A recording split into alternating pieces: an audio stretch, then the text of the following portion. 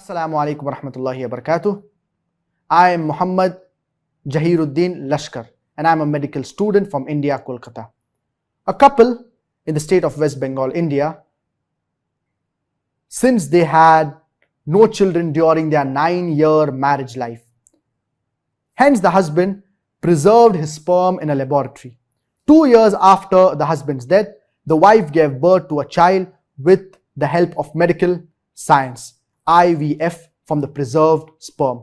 Is giving birth to a child from the preserved sperm after the death of the husband permitted? What is the Islamic ruling according to the Sharia? First, let us understand what is IVF. IVF is in vitro fertilization. And it is basically wherein the sperm of the man is taken, it is kept along with the ovaries of the woman, which helps in fertilization, and later on the embryo is formed and it is put back into the womb of the woman. Now, how is IVF or in vitro fertilization done? So generally, the doctors, they give certain kind of medications or injections for the hormones so that they will help the ovaries to develop eggs. And then later on, other medication or injections are given so that it helps in the development of the eggs. Once the eggs are formed, then they are extracted. And then several sperms are taken of a man and it is kept along with the ovaries of the woman. And later on, fertilization takes place and the embryo is formed, and the best form among these embryos, it is taken and it is put back into the womb of the woman. This is in short regarding in vitro fertilization. And similarly, we have other terminologies. For example, artificial insemination. In vitro fertilization is a type of artificial insemination. In artificial insemination, the semen is taken of the man and it is kept with the ovaries of the woman for fertilization and for the process of pregnancy, so that the woman can become pregnant. Now, the purpose of IVF is if there is infertility. Generally, it is used for this purpose. If the woman cannot get pregnant through the natural method. Now, what is the Islamic ruling regarding this? There are various types of IVF and artificial insemination. Certain are haram, while others are permitted. There are basically two types. One is heterogeneous and the other is homogeneous. Heterogeneous is wherein a third party is involved basically. So, for example, the first type of the heterogeneous artificial insemination is wherein the wife goes to a sperm bank and takes the sperms of a random man who's not the husband of the wife, and then the sperms are kept with the ovaries and it helps in fertilization, and then after the embryo is formed, it is put back into the womb of the wife. This type of artificial insemination or IVF, it is not permitted in Islam. It is prohibited because the third party is involved. The second type is wherein the semen is used of the husband and the ovaries are used of another woman who is not the wife of the husband. And they are kept together, fertilization is done, and then the embryo is put back into the uterus or into the womb of the wife. Even this, it is prohibited, it is not permitted because third party is involved.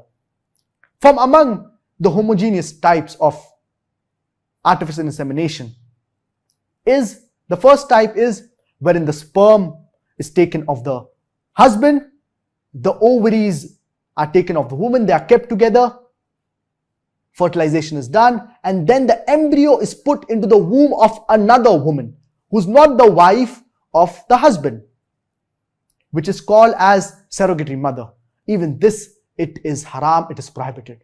The second type of homogeneous artificial insemination is wherein the sperm is used of the husband and the ovaries are used of the wife.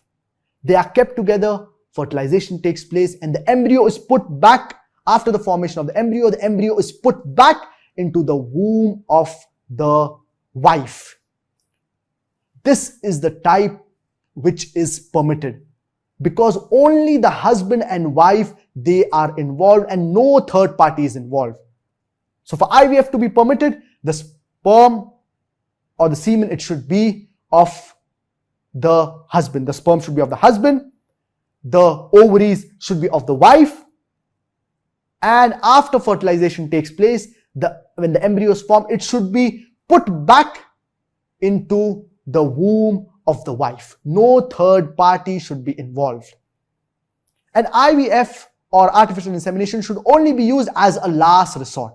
Unfortunately, people, when they do not have, or a couple, they do not have a child, maybe for a few months or maybe for 1 or 2 years, they resort to this.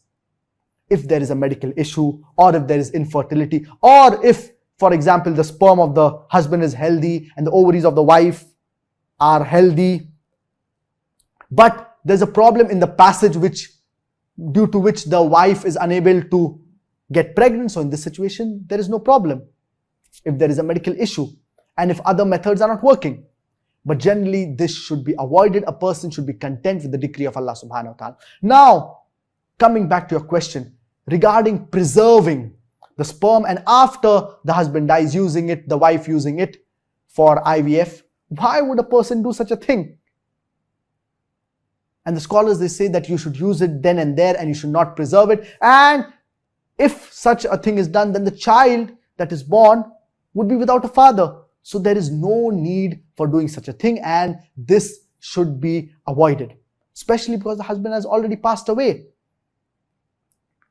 And people, if a couple, they do not have children, they should be content with the decree of Allah subhanahu wa ta'ala. Many a times, it is better not to have a child than to have a child. It is better not to have a child than to have a child who is disobedient to Allah subhanahu wa ta'ala, than to have a child who does things that are haram, who is disobedient to the parents, who disrespects the parents, who does things that are haram, who, for example, becomes a drug addict or has alcohol, or he leaves the fold of Islam. So many a times there is maslaha, there is hikmah, and Allah subhanahu wa ta'ala tests different people in different ways. So we should be content with the decree of Allah subhanahu wa ta'ala. And when IVF or in artificial insemination is done, it should be used as a last resort if there is some issue, and the woman, she should see to it that she maintains her aura. She goes to a female doctor, and and this is how it should be done, rather than she exposing her aura in front of a male doctor. So I hope that answers your question.